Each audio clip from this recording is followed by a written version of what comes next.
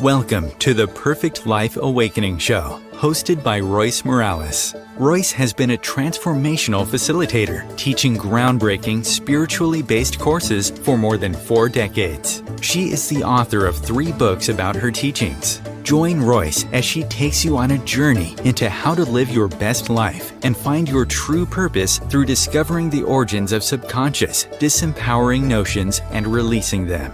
She talks with experts and inspiring people just like you who learned to trust their intuitive inner wisdom, which led to life-changing shifts. Today, her guests live an empowered existence and are helping change the world to a higher consciousness place based on truth and love. You deserve to awaken to, align with, and embody your true self and live a life filled with love. Transform yourself from triggered to empowered and create your perfect life. Here is your host, Royce Morales. Welcome to my show. I'm so excited to be with all of you today, and I can't wait to introduce my guest because she's amazing. And wow, what a story. And for any of you who have been involved in a religion and chose to leave, it's not easy. And my guest has an amazing story of her own exit, which she will share. But let me tell you a little bit about Patricia Pearce. In the middle of grief following a friend's death, Presbyterian pastor Patricia Pearce sensed a dimension of his existence, get the words out, Royce, that was beneath her usual, ordinary, everyday experience. And she became committed to discover it and what it was all about, because she had never had anything like that. It was an intense spiritual experience, and some might call it mystical. I kind of call it every day since I've had a lot of them. But if you haven't had one, it can be quite, amazing and disturbing and life-changing. And she realized so much about herself and about her religion and the true shape of religion, and realized that I don't think this is what Jesus was trying to teach. I think maybe there's some ego and power stuff going on that Jesus had really evolved past. So she resigned her position in the church, and she's now a writer, a spiritual teacher, a speaker, and the host of her own show called We Awakening. And she also has a Substack called We Awakening. So welcome, Patricia. I'm so thrilled to talk to you. I was mentioning before that we have a lot in common. Yes. I can't wait for you to share your whole story. But before we get into that story, I want to ask you, what is it that drew you to be a pastor to begin with? Wow. Yeah. Well, first of all, Royce, thank you for having me. I've really been looking forward to our conversation because, like you, I sense there's a lot of commonality there, a lot of resonance between us. So Yes, I'm very interested to see where this conversation takes us. So in answer to your question, after I graduated from college, I went into the Peace Corps. And I was a Peace Corps volunteer in Ecuador in South America. And was living in the Andes. Half of my time there, I was there for 2.5 years. And half of my time there, I was living in an indigenous village, a Quechua village. This was high up in the mountains. It was like, 10,000 feet altitude. And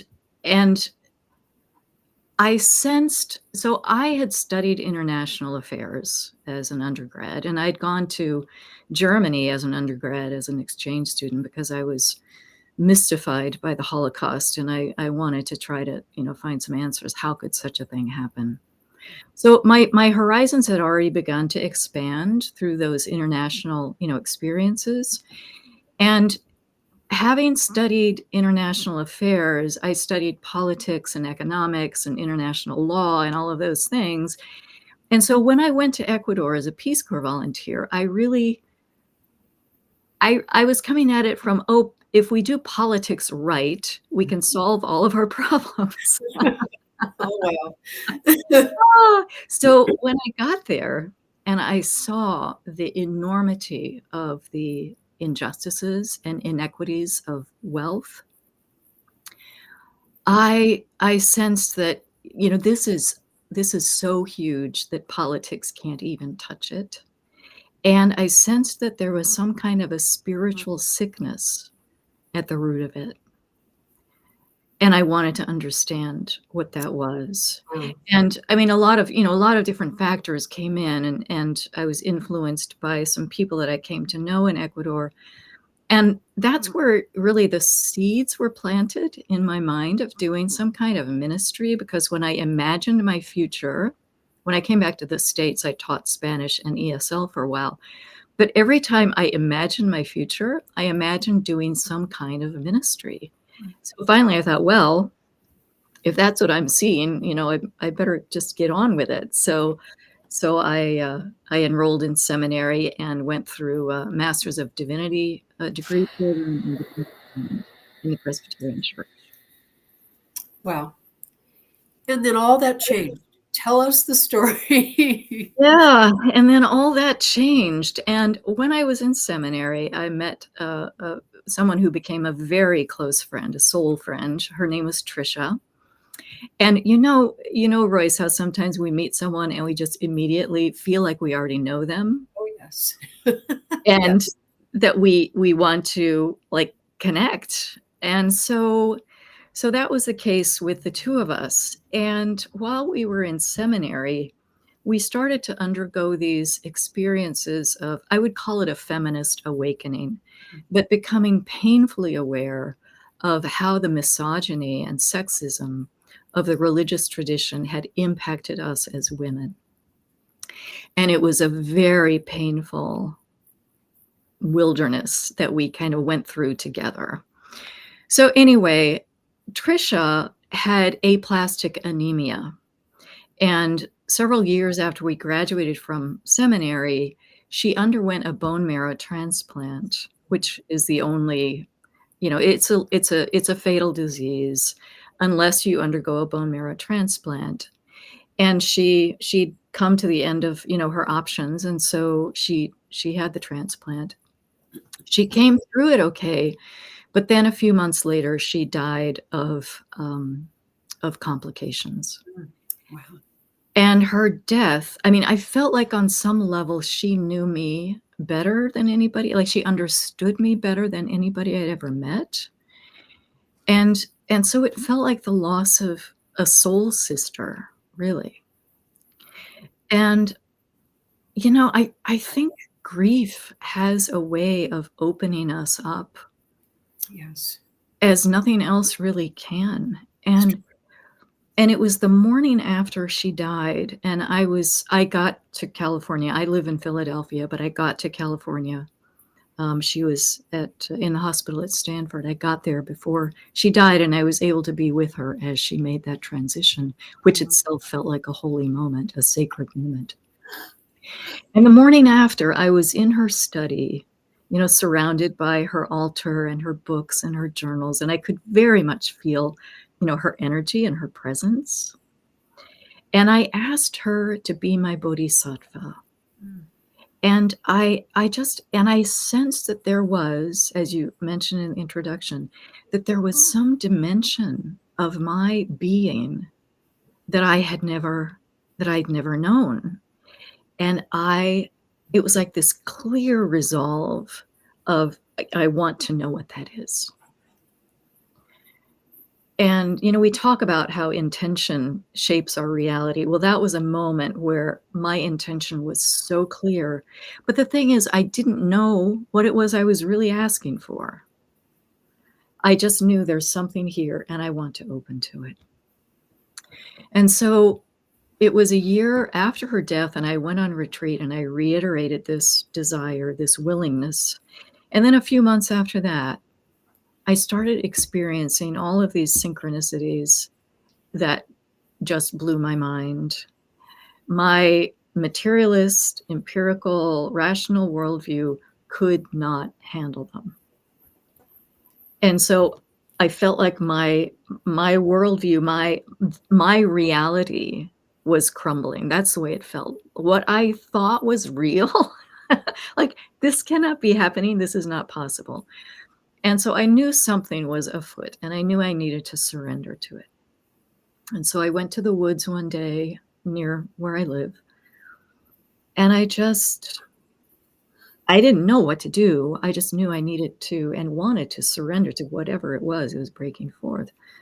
And I hiked to this rock where I would sometimes go to meditate. And all I knew to do was to give thanks for the people in my life, because I knew that whatever I was experiencing was in some way the result of my relationships. And so I just started naming the names. Thank you for this person. Thank you for this person. And as soon as I started doing that, I had this shocking awareness that I am not a separate self. Mm. It's like I was able to step aside and see this little bubble that I had experienced and believed to be myself. And I saw that that's just an illusion in the mind, that it doesn't exist. It's an idea. And with that, all of these waves of energy began cascading through my body in this Kundalini kind of experience and opening up the chakras. And I tell you, Royce, when I opened my eyes, I saw a world that I had never seen before. Mm. I could see that everything is alive, everything is sentient. It's like reality was sparkling, and that the time doesn't exist. I could see, and I use the word see, it's not visual, but I could see, like, with a different sense, that everything is interconnected, that I'm more like an area of ripples on a lake shore where they're converging into patterns, and it's always changing. Everything is interconnected. Everything is simultaneous. Time doesn't exist the way we perceive it. Death doesn't exist. And everything is love. Everything is love. And in that moment, I also had this profound hope for the earth, because I knew that some amazing transformation was happening, not just in me, but collectively. And that if enough of us can give ourselves over to this inbreaking of love, the earth can be healed. Yay. Right? Right, yes. You used words like Kundalini and chakras. Did you know what those were at that point? No. And no. I did not. And for me, this experience was life-changing and obviously consciousness-changing and difficult, because I didn't understand what this was. I didn't understand what was happening. I didn't have anyone who could kind of coach me through this experience, help me integrate it. So I was kind of at a loss and actually feeling very alone. That was kind of the paradox of it. I felt so, online and accompanied by the all, but in the human world, I felt very on my own, very alone. And it was actually quite painful in many ways. And I didn't have that broad understanding that so many other religious and spiritual traditions have evolved over the years of, energy systems and all of that. So that was hard. And I'll stop there and see what you might like to explore. Yeah, well, what I'm hearing is, in a way, it's good that you didn't have that information, because it made it that much more real.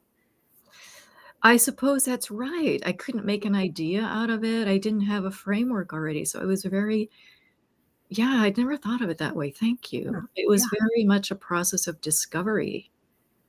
for myself. Really? And, when you say that all of my life changed with this experience, my relationship or how I understood the religion in which I'd been raised, that totally changed because I now knew that separateness doesn't exist. It's an illusion. Yeah. And that idea of the separate self, which is often called ego, Mhm. it doesn't exist. But then I came to see how much those concepts had been woven into the religious belief. Yes. Seeing Jesus as separate and special, which is another egoic, Yeah. idea. Jesus is separate from the rest of us. He's a different kind of a being. We are still separate. We are separate from the divine. We are separate from the earth, and we're unworthy and all that. So I could see now how much the religious beliefs had evolved within that separateness consciousness, which is what Jesus had transcended Right. and abandoned. I mean, he knew that none of that existed, and yet it became the overlay and kind of like the litmus test is Jesus the one and only Son of God? Like, so obviously, like, what am I supposed to do now? I'm a pastor in a church that, supposedly representing a system of belief that is no longer true for me. So for many years, I tried to, find a way to hold all of this together. And my congregation here in Philadelphia was fabulous. I mean, they were so progressive and so open, and they could go into all these like interesting, theological explorations, but they still existed within, an architecture of belief that is Christianity and is the wider church. So eventually, some years later, I knew it was time I needed to resign my position and embark on what I didn't know what, but head off again into the wilderness. So how did you explain it to the people you were resigning from? Did you say, well, I had this Kundalini experience and everybody's connected? What did you say? That is such a great question.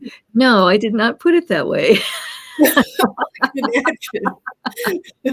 Because I think a lot of us who have these experiences, we keep them to ourselves Yes. until we feel like we are in the company of people who will understand them. Yes. So I was closeted, with these experiences. Although in my pastoral vocation and in my sermons and such, I would definitely be speaking of what this experience had brought to me and the perspectives but I had never shared, those personal experiences. So, how did I put it to them when I knew I had to leave? I knew I had to leave. I don't remember, but I think I just kind of said, it just felt like it was time. And I'd been there for over 12 years. And so it just seemed like it would be a good time for them to get some new leadership. Yeah. And so you walked away, and then what did you do? Well, at that time, my mother was also in hospice, and she was her death was imminent. And well, what did I do? I grieved. Actually, that's what I did. I grieved because I had lost my spiritual community. I had lost my role in society. Like I didn't have any thing I could tell people I do, like no way to plug in. and the church really had felt like in many ways my spiritual mother that had raised me and relaunched me on my journey, and I'm eternally grateful for that. eternally grateful for that. And at the same time, my biological mother was dying. And so I had both of these significant deaths happening within months of each other. So, I grieved, I floundered, I was afraid, I didn't know what to do, I didn't know what was next. And then about, it was about a year after my mom died, and I was driving back to Colorado, which is where I'm from and where my mother lived. I was driving back to participate in her ash scattering. So I was driving from Philadelphia to Denver, and I was driving because there were some things I wanted to bring back of hers. And along the way, out of the blue, I receive this knowing that, like, it's instantaneous, kind of like a download that tells me that I would write a book called Beyond Jesus that would talk about how ego consciousness had shaped Christian belief. Wow. It was totally clear. Ooh. I felt the energy of the intention. I felt the power of the intention. And it was not given me what form that book would take. I didn't, it wasn't going to be a channeled work. And so I had now at least this clarity of knowing that I'm going to do this. I'm going to write this book. Wow. And I wrote it, and this is the book, Beyond Jesus, My Spiritual Odyssey. I wrote it as a memoir because I realized that the best way to impart this understanding was to take people along the journey with me so that people could have these aha moments and take them in for themselves, so that, people could kind of join me in that process of discovery. So, and then, I started writing, blogging online, started podcasting. And then there's another book. Actually, this one predates this one. I started writing. There's a funny story behind this one. Noah and Island, A Parable of Awakening. What a great title. Yeah. This book I actually started, like 6 years probably before the other one. And this is so funny. I set out to write this serious book. I was going to call it Quantum Christianity. And I was going to talk about the similarities between what Jesus taught and quantum physics. And I thought this was going to be a breeze to write because I'd done a sermon series with that title, and I had, all my themes. And I thought, I'm just going to sit down, write this out. It's going to, be a book in no time. And I tell you, Royce, when I sat down to actually do it, it felt like walking through like knee-deep mud. It just felt so laborious. I was going nowhere with it. So finally, I just threw up my hands metaphorically, and I said, fine, I'll write whatever comes. So I sat down with my tablet and my pencil, and the first line that just comes out of the blue again, once upon a no time. And this whole fable starts to emerge of how the people once knew they were all one with the life. And then they fell into a deep sleep and into a dream. And they dreamed of a place called I Land, where everyone was alone and separate. Oh. So anyway, this fable is just, and it weaves this very playful, whimsical, and yet also serious story of this whole process, and then finally the people's awakening to their true natures. So yeah, and yeah, and it was a hoot to write because it's so full of word plays, and it's very fun. I It's love it's like a plays. bedtime story for adults, really. Right. I was going to say that's what it sounds like. I love that. The kind of Dr. Seussish. That's Yeah, great. yeah, Yeah. Well, exactly. I'm just, when I get full body chills, Yeah. I don't know if you've experienced this, but when I get full body chills, I know that somebody is speaking some real important truth. So, Mm, and I got one when you talked about your book. mm, So keep mm. up the good work. Thank Oh my you. gosh. So we need to take a little bit of a break. We'll be back in a couple of minutes. I'm talking to Patricia Pearce, and we have some really interesting direction to go when we come back. So stay with us. Om Times TV.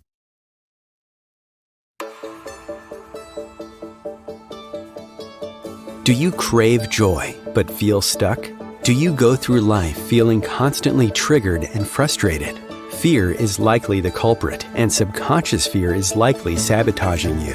Perfect Life Awakening is a time-tested, spiritually based approach to inner transformation created by Royce Morales. For over 40 years, she has helped people get to the origins of subconscious fears and ultimately help them find their true purpose and a life full of joy. Sign up for Perfect Life Awakening today at roycemorales.com. You deserve to go from triggered to empowered, shifting your life with Perfect Life Awakening.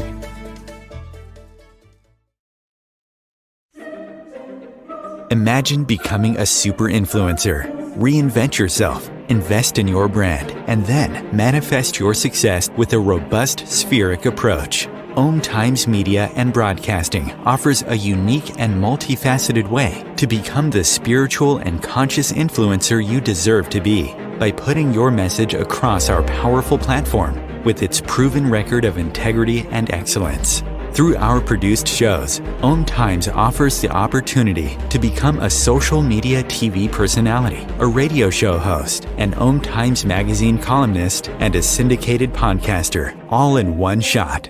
By live streaming your show on Om Times TV and broadcasting it across the extensive Om Times radio and TV networks, you become more than a host. You become an ambassador and a force for positive change. Om Times. Open yourself to the possibilities.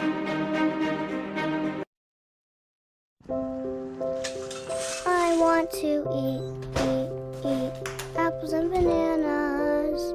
I need to eat apples and bananas. Why can't I eat apples and bananas? Support the Feeding America nationwide network of food banks to help provide meals to those in need. Join us at feedingamerica.org.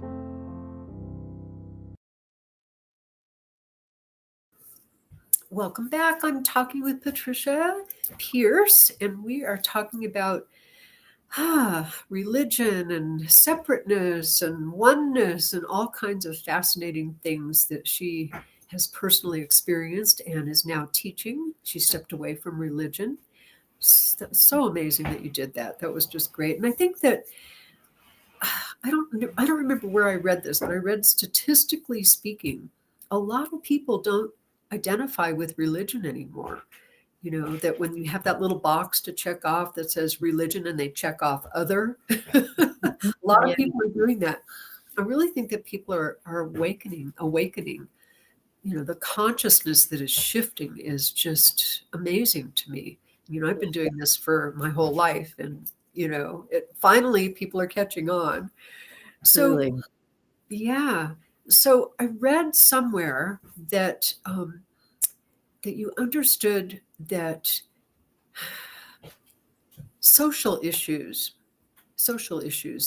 especially the stuff that's going on right now. Oh my gosh, you know, that it's in some way, and I teach this a lot. I have another show called It's All Mirrors, but I Yeah. talk a lot how everything is a reflection of us, including the stuff that's going on socially. Right. And you talk about all kinds of stuff. Actually, I feel like I'm talking too much. I'll let you talk about it. How do you explain that everything right now is a reflection of us, and it's really designed to help awaken us and to shift the consciousness of the world? So tell us about that. Yes. Wow, that's such a big question. Well, first of all, everything originates in consciousness. So what we see playing out on the world stage, the national stage, originates in consciousness. And we are in the midst of a collective awakening. It's been going on for a while. And the idea of separateness is becoming more and more absurd to us. I mean, we're seeing that in a lot of ways. Obviously, quantum physics has shown us that. We look at Earth and can see that everything is interconnected. Everything exists in mutual relationship. And there's that image of Earth that was taken, from the astronauts, the first image that we had of our planet. So all of these things have been creating, it's like the tectonic plates of consciousness have been trembling and creating cracks in the foundation of our worldview, and the material worldview and the worldview of separateness. So that has been crumbling. And let me just do a little, do we want to go into that? Yeah, I'll mention this. So during that really intense experience that I described, the post-Kundalini experience, when I was in a heightened state of consciousness for several days, that experience culminated with this realization, and it came like a lightning bolt, that we are in a dream. That everything that we are playing out is a form of a dream. And if you think about dreams, they are enacting the subconscious, the unconscious contents of the mind. And I am someone who's done a lot of dream work because dreams started coming to me and conveying really important information to me. And I knew I needed to begin to understand them. And so I studied dream work in seminary. I read a lot about dream work. And one of the basic premises of dream work is that everything that's happening in the dream, all of the figures, all of the characters, all of the elements are in some way aspects of ourselves. And so it's that as within, as without, that kind of thing, that what we see outside of us is also what's inside of us. So this dream consists of our projections, of this unconscious material. So we're in this moment right now where, and more people are having these awakening experiences too. Yeah. It's not just from science. And of course, indigenous cultures have held on to this knowing of our oneness and our interconnectedness. Like, this is not news. Right. We'll catch up with them eventually. It's not news. They're like, oh, you finally got it. So all of this, this whole idea of separateness that we've built our world upon is crumbling. Yes. And the institutions that were founded upon that idea, upon that premise, are crumbling. And religion is one of those. So all of these things are crumbling. So there's that. And then there's also dreams bring, and my professor of dream work in seminary would always tell us, all dreams come in the interest of our health and wholeness. All dreams, including nightmares. And nightmares are nightmares because they have information that is so important for us to get that they will shake us awake. Yes. So that we get it. So what I see playing out right now is our version of the nightmare that is here to impart information to us that we need to see, we need to integrate. We don't do battle with a dream. Why do you do battle with something that's not even real? You don't. What you do is you meet it, you face it, and you recognize that what's happening is within me.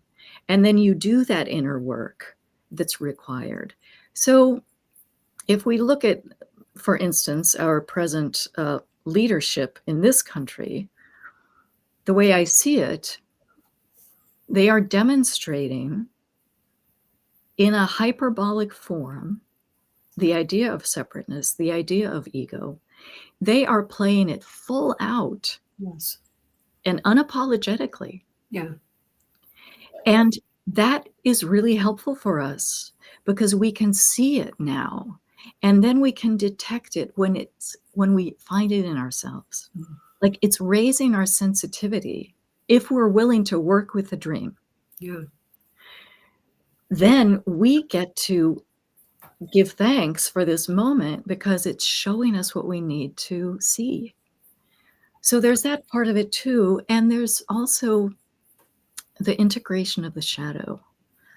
And, the way I see it, Royce, is our culture is, I don't know if it's the most, but certainly among the most egoic cultures in the world.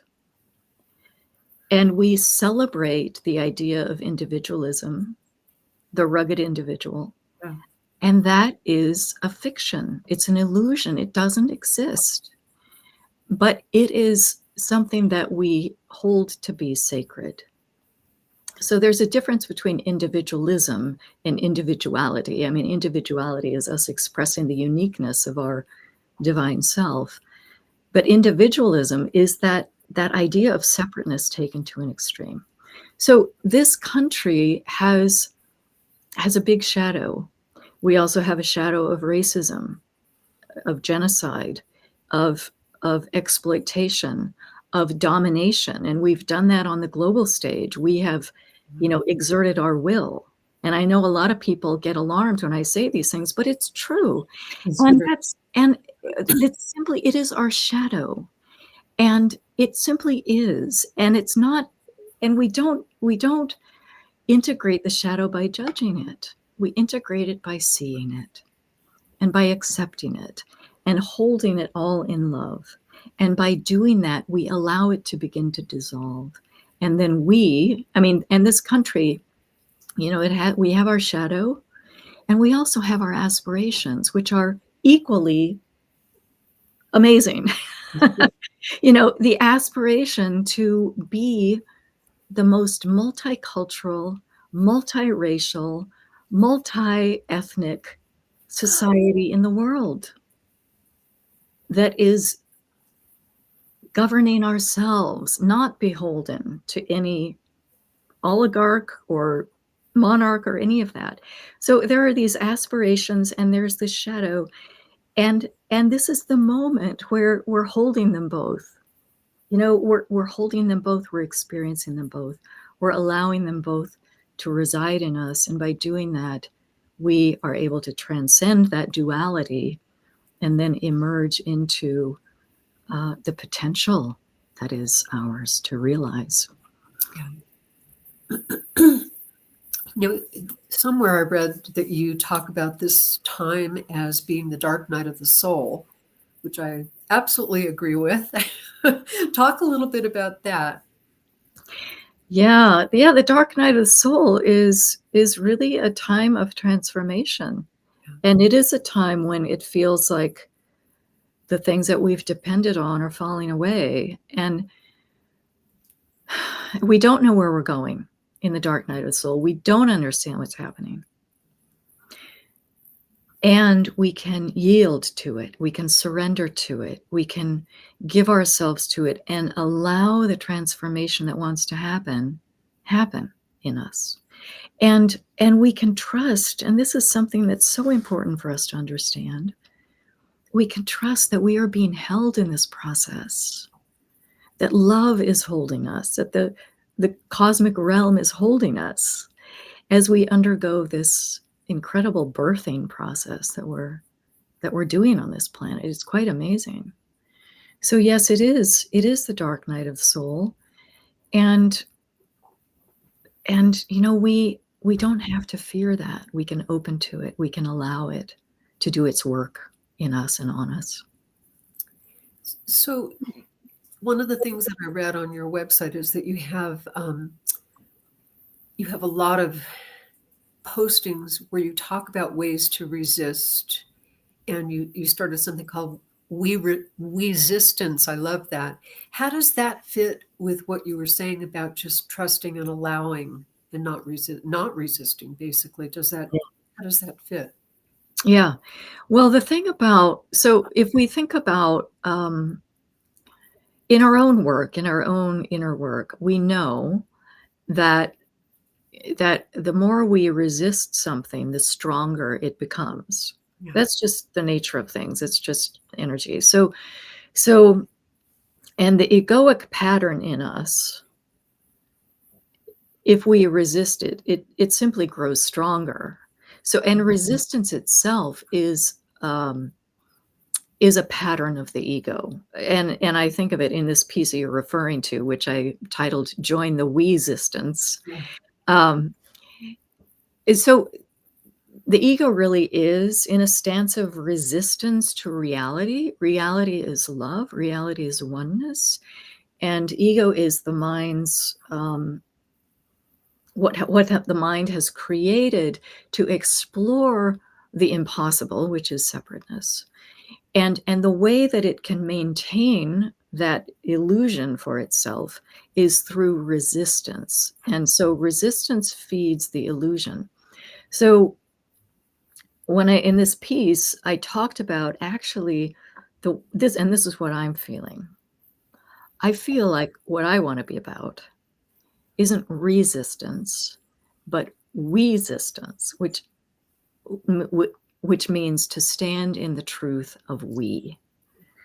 And that means to stand with anyone who is being marginalized, or any group that is being marginalized and attacked, to stand in the truth of we.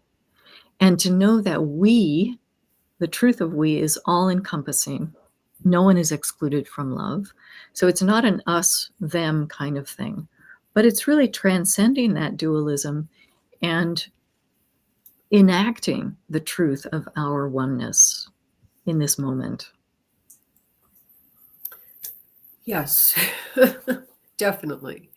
You also talk about the repression of women and how that is really, and everything you're saying is stuff that I say as well. So I'm just wanting you to talk more about it because it's so important. You talk about the repression of women is really allowing the divine feminine to come forward. You mentioned that you realized that in seminary school, that they don't allow women to whatever in the church. Yeah. So how is that helping divine Yes. feminine to? Yeah, well, the way I feel it and sense it is that the divine feminine is on the rise. Yes. And that is a huge threat and something that stirs a lot of fear in those who are still dwelling within the patriarchal paradigm. Yes. That is terrifying. It doesn't have to be terrifying because it's not what they think it is. It's not like the turning the tables and now we're going to oppress men. It's not that at all. It's about the masculine and feminine coming into balance. Yes. So this backlash that we're seeing right now towards the feminine and towards women is that it's that backlash against what is occurring in our collective awakening. The feminine is on the rise, and I'm sorry, but the ego cannot put that genie back in any bottle. I mean, she's here. She is here. Definitely. And that can't be stopped. It's not going to be stopped. And so the backlash, we see this really kind of like a last-ditch effort to entrench the patriarchal paradigm. But the problem with that is the patriarchal paradigm, first of all, it's had its day and it's done. It's done. And it no longer holds sway over consciousness as it once did. So what we see right now is this last-ditch effort to institutionalize patriarchy because at some deeper level, there's this awareness that it's slipping away. Yeah. So what we've got to do while we still have a chance is get it like nailed down in our institutions and lock it down and keep this, the rising sea level at bay. It's not going to work. It can't work because these are powers that are way beyond the human domain.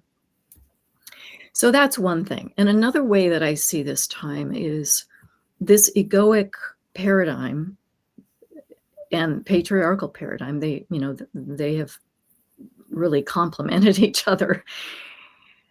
It's like a star that has spent its fuel, and as it's dying, it goes supernova. Yeah. It goes supernova, and you see this flash of light in the heavens. And that's how I see this time. Like this is the ego and the patriarchy going supernova because they have spent their fuel, their time is done, they're dying, and this is their fireworks, like the finale to the fireworks. Yeah.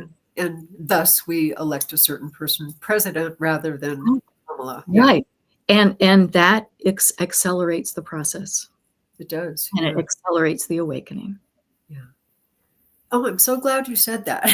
That's exactly what I'm seeing. And it's so hard for people to get that. Yeah. Because, there are two levels. I mean, on the literal level, it can be really scary. Yeah. And our temporal selves can get really afraid. And that's okay. And we need to hold the temporal self in abundant compassion because like we are riding the rapids right now. Yeah. And to hold that self in complete compassion and not try to, talk it out of its fears, but to just kind of cradle it. And also to open our awareness to this broader dimension that is playing out and this broader cosmic story that is playing out. So we're, Royce, and this, we're in this funny moment where both of these things are happening. We've got this separate self thing still kind of going. It's kind of like, we're upgrading our operating system, but we've still got old code in our system. Right.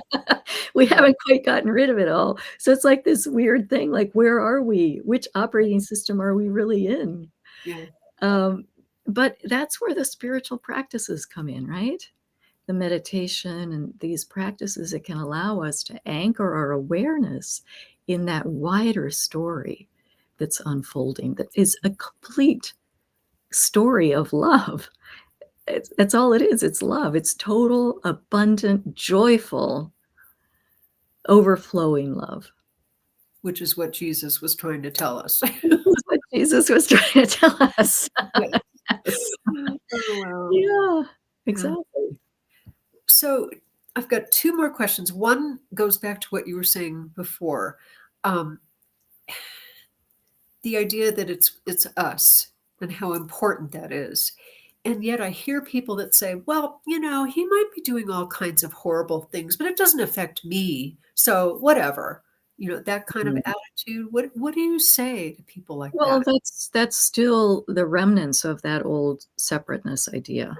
Yeah. Because the truth is that any injury that happens within any system, that injury is not isolated. That injury affects the whole system. I mean, that's the whole point. Yeah. We are one. I mean, that's the whole point. So that anytime anyone is suffering, we are all suffering. So there is no more siloing. It doesn't exist. So everything that's affecting us in this moment is affecting everyone.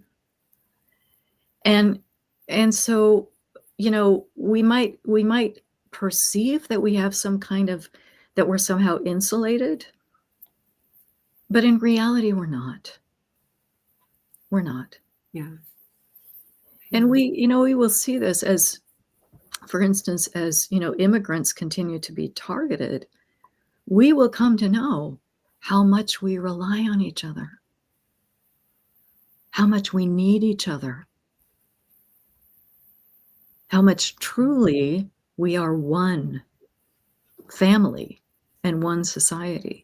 Yeah. So it's almost like we have to go through these extreme measures to finally understand the illusion that we've been living in.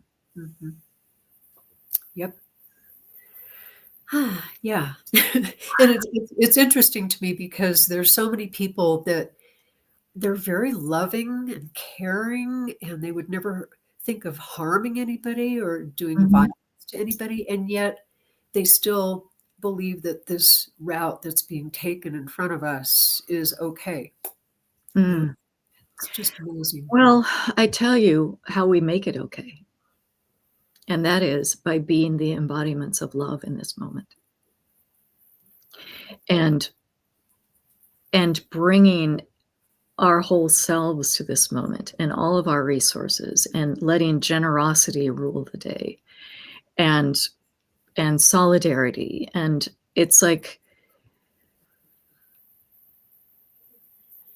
here's another image that's been with me lately, and I'm about to publish a piece on this on my Substack. But my father was a photographer. That was his passion. And he taught me how to print photos, how to take photos and print photos. And he had a dark room. And I remember watching him in the dark room and putting the negative in the enlarger and flashing light through it onto the photo paper below.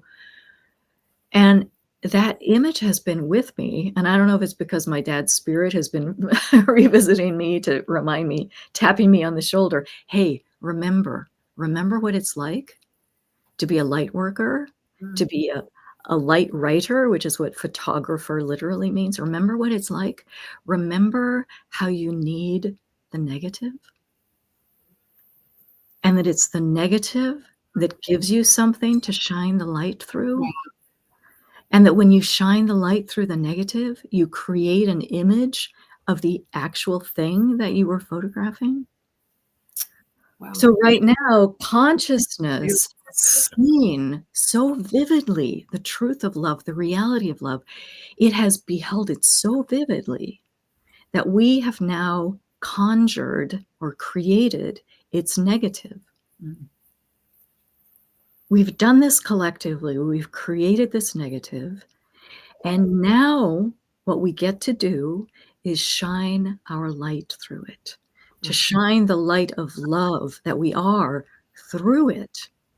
And by doing that, we create a portrait of reality that is visible on this plane. So we bring that reality of love into form on this physical plane. That's a great metaphor. Having Yes, been it's been like a dog with a bone with me. Like, express this. Yeah. So that's what I'm doing. Yes, I minored in photography in college, and I'm Well, there you go. flashing back to those moments where the light went through and there was the picture, and it was always miraculous to me. It is. And so you know that the sharper the negative, the better the print's gonna be. And we've got this amazingly sharp negative. Sure. Like, this is incredible what we've got to work with now. Wow. It's like off the charts. Manifested the perfect negative. We manifested the perfect negative. And now we get to do our darkroom work. Now we get to, dark night of the soul, the dark room. Like, here we are. Now is our moment I love to that. shine the light. I love that. I hope you write a book about that one. That's great. Well, we only have like 3 more minutes, and I had one more question to ask, and maybe you can bottom line it down to 60 seconds. But Yeah. what happened to you was very spontaneous, the Kundalini, all of that stuff. Is there something that you would recommend to assist people in tapping into that divine connection that you talk about? What can people do? Yeah, what's oh boy, well, obviously so many spiritual traditions have developed ways of meditating, ways with working with the mind, which is very important, so we begin to see those thought patterns and begin to disengage from them. Yeah. Yes. But what's very present for me right now is the importance of the heart. And that we are at a moment right now collectively when it's all about awakening the heart, Yeah. opening the heart. So heart math, a lot of heart exercises, that is where it's at for me right now. Awesome. Thank you so much. This was so Thank wonderful. you. It's been with great, Royce. and so much in common. I really appreciate what you're doing. How do people reach you? How do people buy your book? Real fast. Yeah, my website is patriciapearce.com. It's PEARCE, and my Substack is We Awakening, and people can find everything they need there. Thank you so much, and I'd love to have you back on. You're amazing. Thank you. It's been a delight. Thank you for having me, Royce. You're welcome. It's wonderful. Bye-bye. Bye.